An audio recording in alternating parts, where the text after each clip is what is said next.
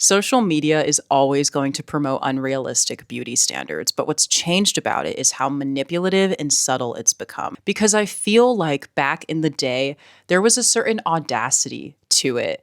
And I say that because I remember when social media started to first project unrealistic beauty standards online. The thigh gap era, the sudden obsession with curves, smaller waists, bigger lips, the intense fad diets as well. Why was I 11 years old doing the military diet? Like, who was putting my ass on the front lines? I've been in a toxic relationship with social media for about 15 years now. And I mean, I first downloaded Snapchat when I was in the 4th grade. And I first launched my Instagram account when the logo looked like this. So I've seen the many, many, many different ways that social media has targeted women and especially young girls. Raise your hand if you've ever been personally victimized by social media.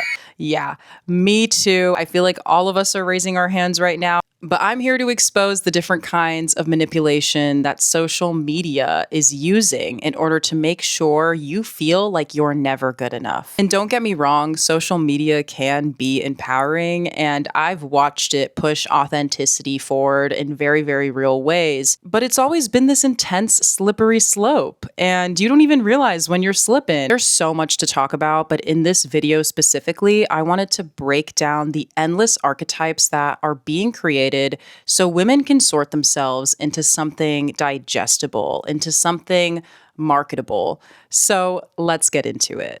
Okay, I got my glasses on, I have my laptop, it's getting serious. We're on to the fun part of this video, the research part. And eventually I do want to get a little experimental as well. But before we do that, let's take some steps back. Let's rewind for a second because this whole thing, this whole sorting women into specific types, it didn't just start with social media. It actually dates much further back. So first, let's talk about what an archetype even is and where it came from, because I want to make sure I lay out a solid foundation for this video so you can kind of see the patterns and maybe by the end, everything is just going to click. So when I'm talking about archetypes, I'm not just talking about personality quizzes or the zodiacs.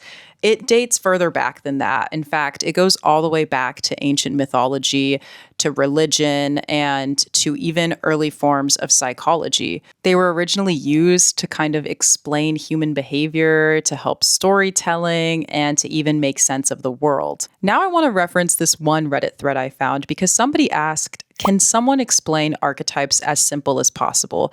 And it's a valid question because when you go online and you try to, find the definition of archetypes, there are just so many different kinds. But I feel like this one person that answered this question in the thread really nailed it. And I really loved what they said. They said archetypes are the building blocks of the psyche. They are collective, inherited, and to an extent culturally dependent.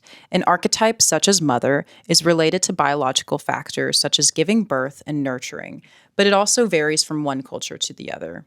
On a personal level, archetypes manifest as complexes, as emotionally charged groups of thoughts and ideas centered around an archetype. Complexes are not negative as such, but the source of all emotions. However, complexes cause distortions in the 4 functions, and the over-identification with them is a common source of neurosis. Neurosis is basically when your inner world and the expectations placed on you do not line up. So you start to feel feelings of like anxiety, guilt, shame, depression, perfectionism.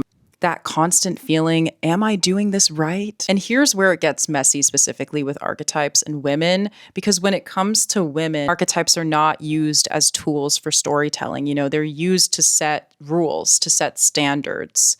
So with that being said, let's break down the clean girl aesthetic, because that is an archetype that's probably one of the most popular. So what's actually problematic about the clean girl aesthetic, it's not the slick buns, it's not the neutral palettes that are being promoted, it's the unspoken rules that are hidden beneath it. So if you look up who fits the mold of clean girl, you'll notice a pattern. It's almost always the same type of woman. She's thin, she's white, she has clear skin, she has blue eyes, she looks effortless in a way that's so obviously not effortless. If you don't fit that mold, you're basically out. So if you have acne, if your body looks a certain type of way, if you're older, if you don't own expensive workout sets, you don't fit the mold. The door is shut. You can't get in. We're going to do a fun experiment that's going to back up everything I'm saying right now. And I'm going to go ahead and screen record my phone so you can see what I'm doing. The first app I'm targeting today is Pinterest. I love Pinterest so much, but I want to look up the clean girl aesthetic together. This is kind of like blowing my mind because if you're not skinny and perfect and white, you don't fit in with this aesthetic, which is so harmful because this clean girl aesthetic, looking at it, it's all rooted in misogyny as well. Like, this is basically telling me, like, I need a girl to be as put together as possible 24/7. I want a girl that is consistently always taking care of herself, that's working out, that has the perfect routine. We are human beings. We're not meant to just like function in a perfect way all of the time. I feel like this is what society tells women that they need to be in order to secure a man. All right, now that we've debunked the clean girl aesthetic for what it really is, let's look up the cool girl aesthetic. Cool girl aesthetic. Okay. I'm seeing like a variety of things. This seems less toxic than the clean girl, but I'm still seeing some problems here.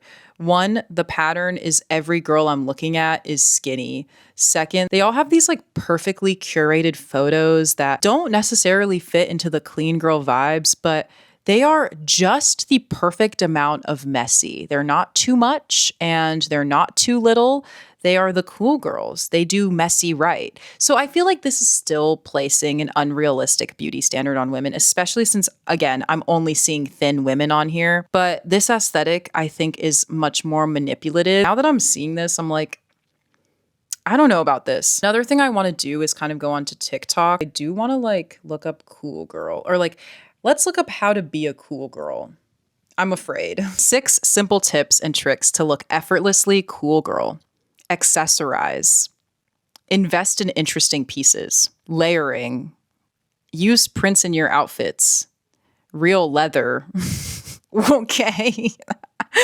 Cool girl essentials. By the way, these graphics are really cute. Ooh, this one actually defines what a cool girl is. I'm not seeing a variety of like body types. I'm seeing one woman still. I'm seeing a woman that is like skinny.